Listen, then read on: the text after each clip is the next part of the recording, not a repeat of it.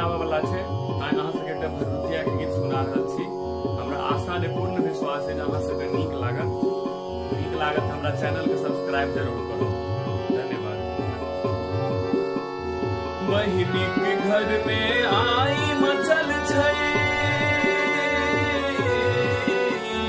बहिनी के घर में आई मचल छै भैया के सत्कार। घर घर में देखो भरदुतिया के उद्गार। घर घर में देखो भरदुतिया के उद्गार। घर घर में देखो भरदुतिया के उद्गार।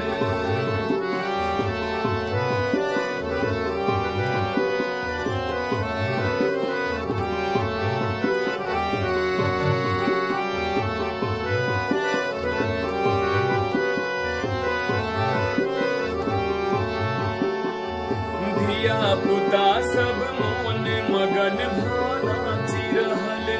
धिया पुता सब मोन मगन भानाची रहल।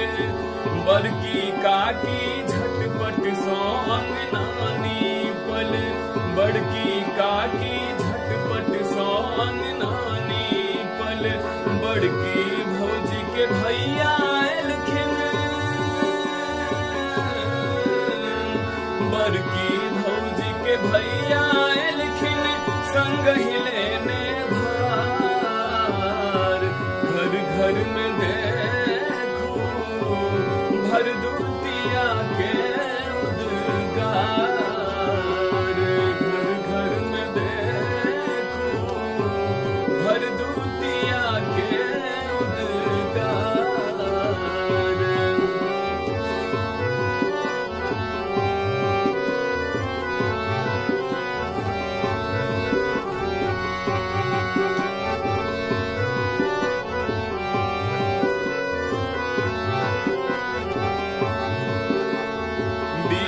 आंगन में झटपट कौरीपन पसरल।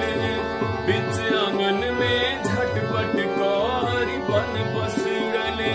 ताही के ऊपर बिरही पर भैया बैसल। आँखी में अंजन चंदन काका। आँखी में अंजन चंदन काका लगबै छै पीठा।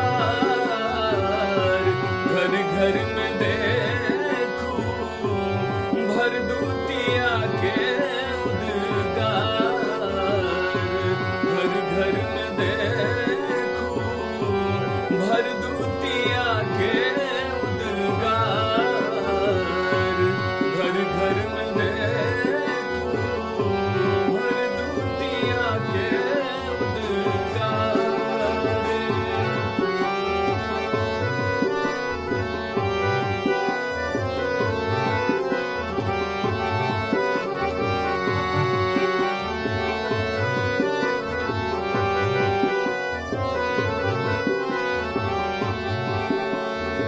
गंगा बढ़ी कानोत रहल छथि जमुना के।